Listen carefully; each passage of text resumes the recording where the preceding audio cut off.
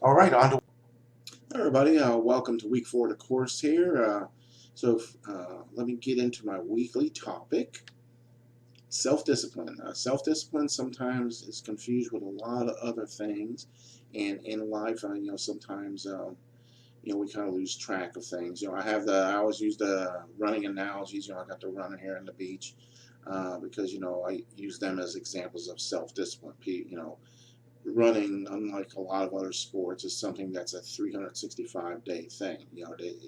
They don't take a season off or weeks, and it's an everyday thing. So that's where self-discipline comes in our lives. Be it school, work, family. You got all these things going on, and sometimes we're not very disciplined. If you find yourself like behind on school or not getting things done at work or whatever the case is, there's lots of things going on, but uh, everyone is a leader, and that's how I'm segueing here about leadership. We associate a lot of things with someone telling us what to do, or there's a boss and they give us our tasks. But how we do those tasks are up to us sometimes. And so that's where I come up with this. Everyone is a leader. You may not be in charge of others, um, but you are in charge of yourself.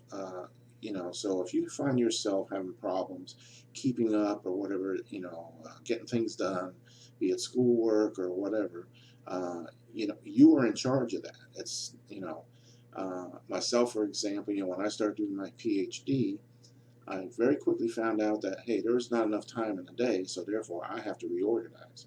And there's some things I probably have to cut out, which I did, and so that's the point there is, you're in charge of your own life, your own schedule.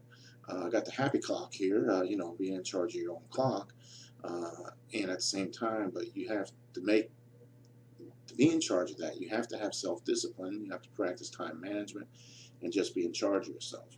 And when you don't take charge of your own life, you won't get the results you want. And with that, you may have seen this little quote here before: "Don't be upset by the results you didn't get with the work you didn't do."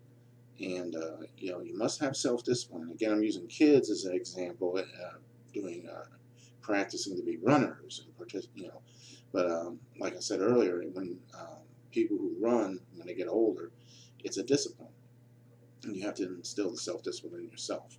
And regardless of the day, the time, the weather, be it snow or rain or whatever the case, or the heat. I use runners. They still go out and do it, and that's what we have to do. As regardless of what it is we're talking about, whether it's school or something else, uh, you know, you just have to have a hatred for failure. If you find yourself not getting things done when you want to do it, um, you got to feel bad about that. You got to hate that. You got to have hatred for settling, hatred for not doing your best. Uh, if you do put in 100% and you did your best, then be proud of your results. I mean, um, whatever those results may be. If you know in your heart, hey, you gave it 100%, and you're not capable of putting any more, okay. But if you did not, then don't complain about it. Don't make excuses. There's just different things with doing habits. You got to develop habits.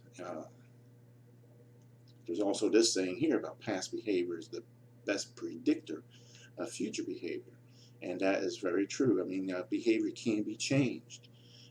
We can pick up new routines, do things different. Hey, do it. Do something.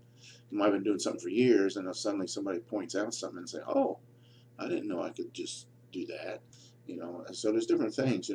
Me as a teacher, I have students that are with me for 1 to 4 years. Some of them 5. It just depends on what we're talking about.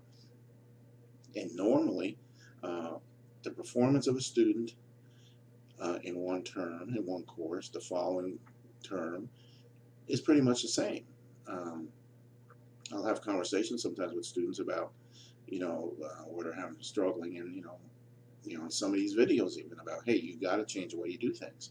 Otherwise, it'll be the same thing every time. Whether it be you don't finish a course, you don't finish schoolwork every week like you're supposed to, and this can apply to your life too. You may know the movie this little clip is out of. If you don't, it's called Office Space.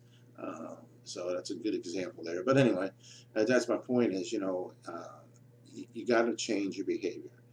Develop positive habits, self-discipline, self-management, willpower, focus, and be your boss. Don't let things boss you. You be the boss. And with self-discipline, you can achieve your goals. Week 4 here, and so far, locally, if there's any complaints, I've been in touch with you about it. But weekly discussions are great. Just keep doing what you've been doing, and the homeworks, the ones I've seen, you're good on there on these different homework type assignments. And upcoming week here, you got 3 chapters: separating and retaining, which that's another word for firing people or keeping people, and establishing pay structure, and recognize employees with pay.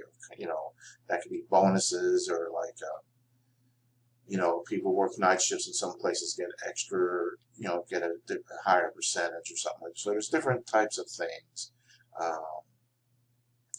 on all of this. So things to keep in mind. I don't know if I mentioned it in one of the other videos or chapters about pay. Over the years, most of you are probably familiar with the $15 an hour movement, which, there's nothing wrong with that. I personally think, people should get enough pay. A single person or should be able to get enough pay to support themselves and, live comfortable.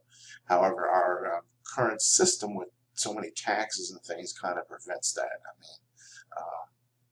The 15-hour an hour thing, great idea. Unfortunately, over the years, and you could probably, Google this, is going back, even back in my pizza years when I'm back in Seattle. Every time there was a minimum wage raise, or above the minimum wage, like, okay, let's move it up to 7, 8, 9, whatever it is. Small businesses suffered; they had to close. You may remember the big argument when the Affordable Care Act was implemented. Also known as Obamacare. Great intention. Unfortunately, a lot of small businesses couldn't do it, so they had to pay a penalty. And the reason they can't do it is because they're just the way the pay structure and the tax structure is set up. One of the things about paying an employee $15 an hour, the employer is not paying $15 an hour. They're paying 20 something an hour because of the add-on taxes, the unemployment taxes, the Medicare, the withholdings that you see in your check. The employers are also paying that.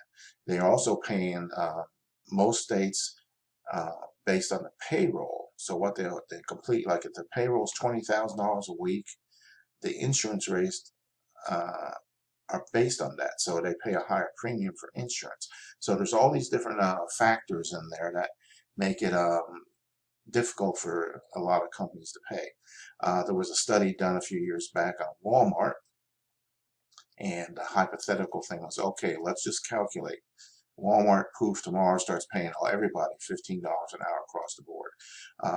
They would have to close up shop a week later, because the added cost of all that, the wages and the applied taxes and insurance, would be higher than the profit. Even though they make the billion or whatever, billions in profit, the payroll would exceed it, and they wouldn't be around. And so my solution, if I was the authority for a day, would be let's change taxes, because that's a big part of it. But one day maybe that'll happen. So anyway, so there's my little rant about pay. And there. Okay, so those are 3 chapters. All right, so with that, you got your quiz, so that's it. So I'll let you go. I'll give you my test question real quick. You can let me know what's going on here. All righty. There you go. All right, so that's a test question. And with that, I will let you all go. So just have a great week. And, as always, get in touch with me if you need anything, got questions. All right, take care, everybody.